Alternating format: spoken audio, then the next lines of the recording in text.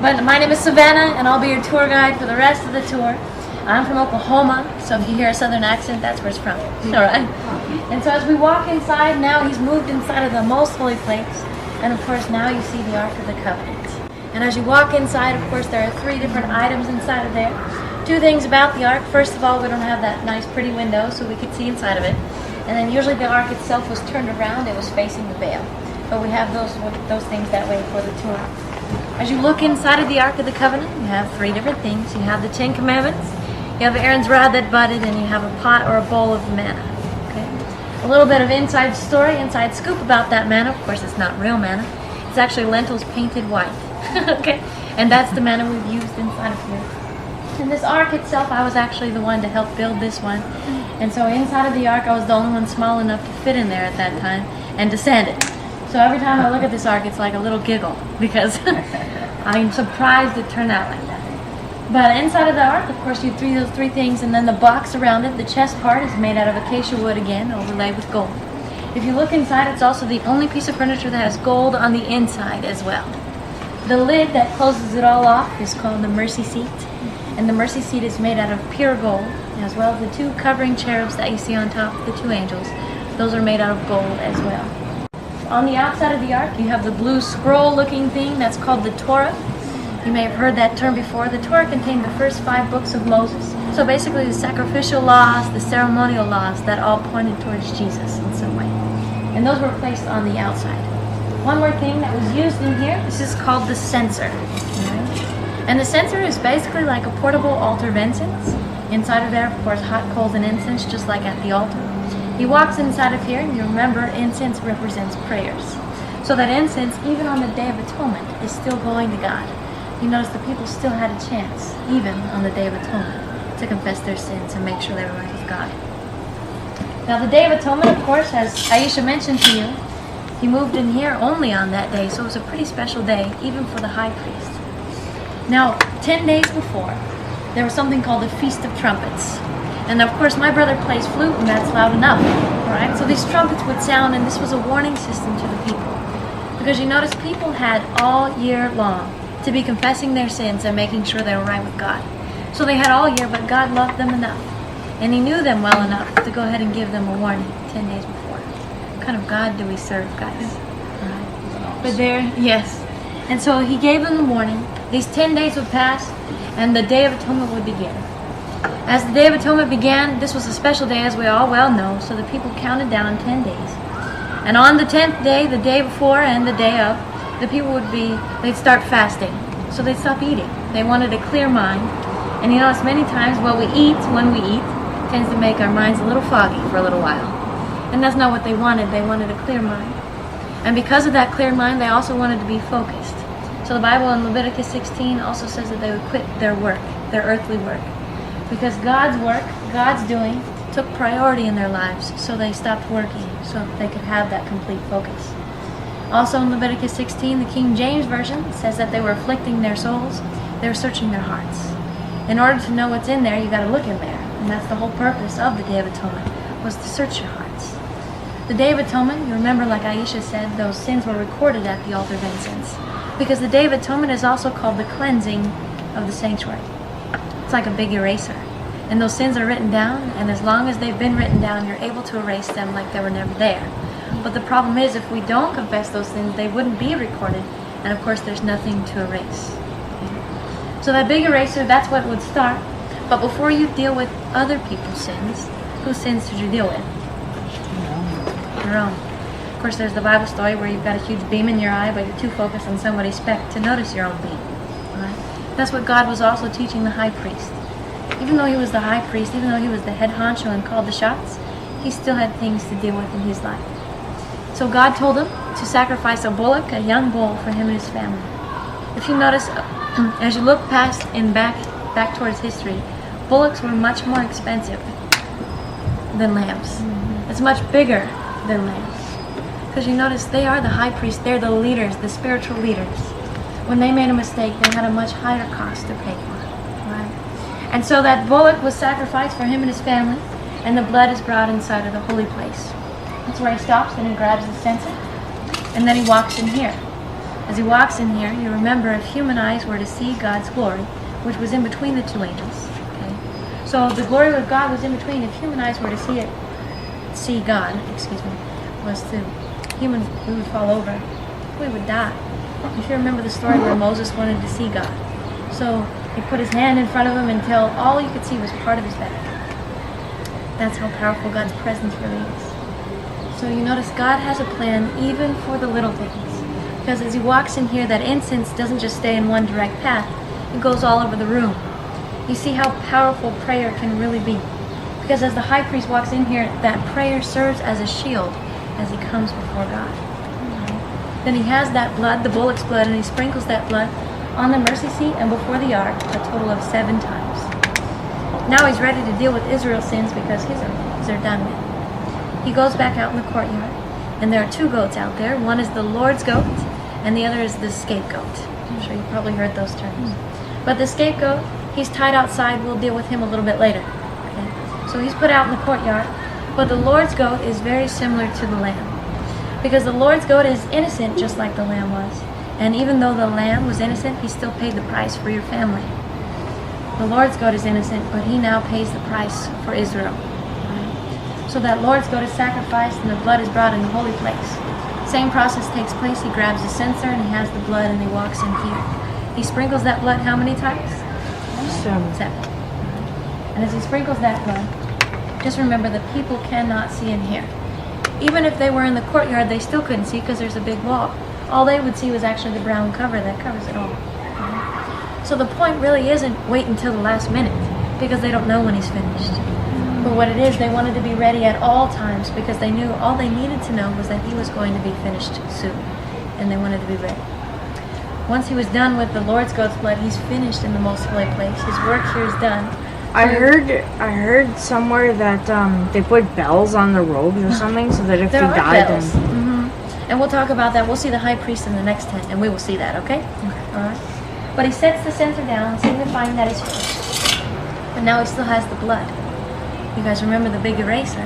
And now he walks inside of the holy place again, and there the altar of incense. Those sins have been recorded there.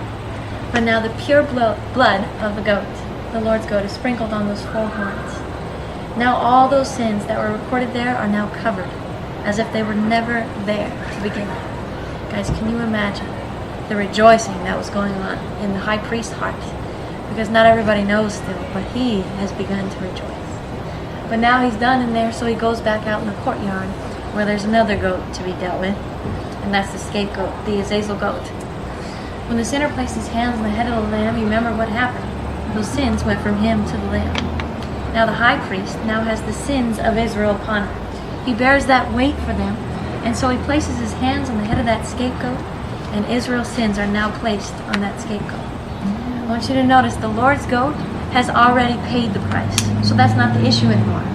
Those sins have already been dealt with, they've been taken care of, and so now I want you to think about that scapegoat sort of like the garbage, sort of like a trash can. Right? That's where the sins belong anyways. They belong in the garbage ever since the beginning, really.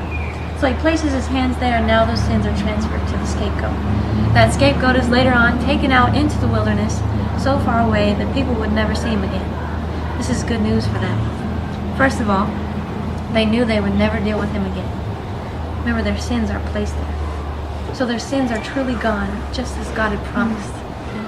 That scapegoat would die of natural causes out there. And we know the natural cause of sin is death. But now the number 2 good reason, for the first time, they now had a visual clue, visual affirmation that the Day of Atonement was over. The Day of Atonement was finished. Guys, can you imagine? Their high priest has already been rejoicing. But now it's their turn. Imagine the woohoos that are going around camp that day, because now they know it's time to start over. They have a clean slate with God, just as God had promised. That's the whole point of why they were so serious on the Day of Atonement, because they were searching their hearts. They wanted to give it all to God so he could erase it and they could start over.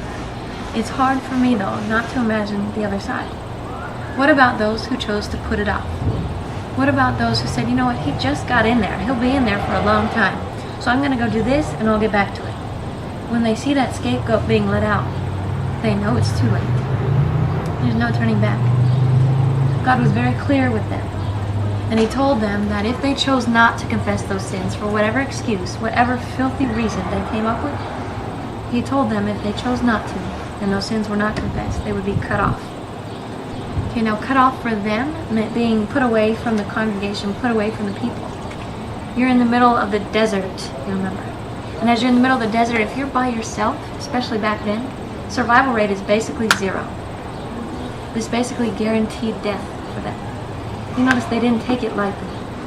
Not just because of the consequence. That was something they would have to pay. But the main reason was to be right with God. You may imagine there may have been some sorrow going around camp that day. Some tears falling that day. Because they knew now it was too late.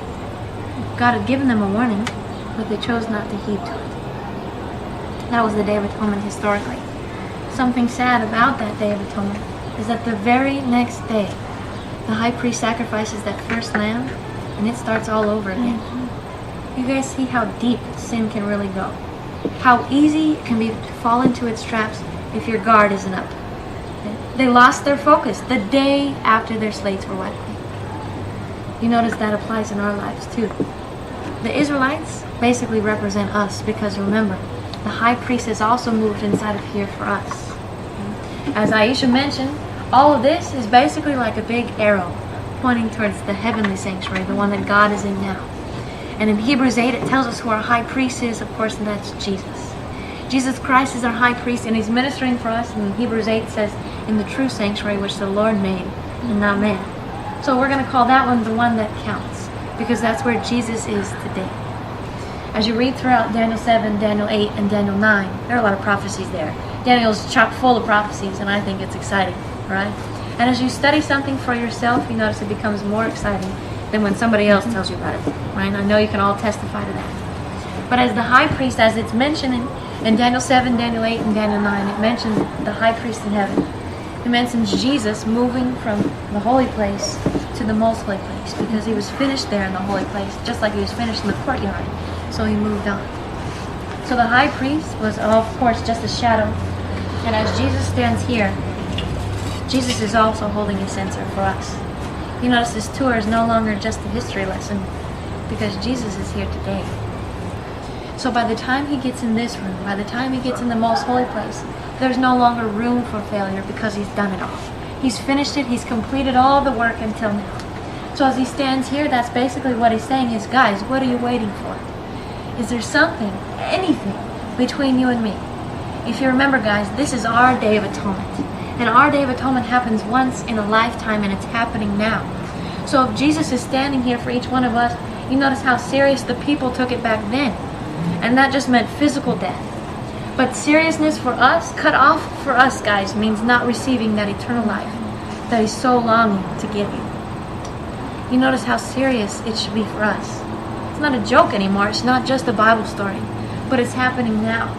And as Jesus stands here, he's saying, what are you waiting for, Savannah? What is it that's keeping you from me? Because, Savannah, I promise you it's not worth it. The world offers you a small bowl of porridge. But once the porridge is gone, that's it, and you will be hungry. But I offer you the bread of life, and I promise you that's eternal, and it will fill you up to the brim. He's standing there, guys. And he's not just standing there, he's pleading. He's basically begging you to let it go. At the altar sacrifice, you notice that is the place where you let it go. And at the laver, you start over there. And then as you start over, then he wants to fill you, and he fills you with the bread and the oil, and of course the incense as well. Because he's only preparing you for this room. He's preparing you for that face-to-face relationship that he's longed to have with you since the beginning. So as he stands here, he's waiting for each person. You know, not everybody has heard about the invitation that God has given them. Not everybody knows, and you notice that is your job, my job, as a candlestick, is to let your light shine. We've heard the expression, you may be the only Bible somebody reads. As you go through those trials and you're getting beaten into shape, remember that's your character. He's molding your character. As he stands here, guys, that's why he's waiting. You notice that's his heart's desire is to take you home, but he waits because he wants to take them home too. So he's giving them their opportunity. But once that last person makes their decision, that's when Jesus will finish and he'll set the censer down. When Jesus sets that censer down, 3 solemn words are going to come out of his mouth. He's going to say, it is done. Revelation 21 refers to that. He that is holy, let him be holy still. He that is filthy, let him be filthy still. And he that is righteous, let him be righteous still. And he said unto me, it is done. At the cross, he said, it is finished, because that part was finished. At creation, they said it is finished because that part was finished. But when somebody says it is done, when Jesus says it is done, that means it's all complete. This is his last work that he has to complete. So everything has been finished. The work has been complete. You notice we have no idea when that last person makes their decision. Just like the Israelites, all that we need to know is that it's soon. You notice word is spreading faster than it used to. We don't just have the Pony Express anymore. We've got internet, we've got TV, we've got, but of course that personal connection is what Cell works. phones. We have cell phones, yes. All right. So the word is spreading. If you look at Matthew 24, there are many signs of Jesus' second coming. Right? And sign after sign after sign. And as you look around the world today, you can't help but see sign after sign after sign. Jesus finished in the courtyard, so he moved on. He finished in the holy place, so he moved on. And as he stands here, he will finish here and he will move on. But you notice we can't even bank on that last person. Because are we guaranteed tomorrow? We only have today. And that's why his message is so urgent here in the most holy place. Because we do only have today. And that's why he's pleading for you, because your name, before that censer goes down, your name will come across to the Father. As your name comes across to the Father, what is he going to see, guys? Think about it like a water bottle. Right now, he's still holding the censer, which means your lid is off. You can get whatever out, you can get whatever in. It's your choice. When Jesus sets that censer down, or you don't wake up in the morning, the Bible says that the dead know nothing. There's no turning back after that. So when he sets that censer down, your lid goes on. Is water going to come out anymore? Water going to go in anymore? Whatever's inside of there stays inside of there. You had your chance. You had opportunity. It's not like God didn't give you opportunities. Even in Romans it says that God has done everything in his power to be sure that you know about that invitation. Of course, it's a choice.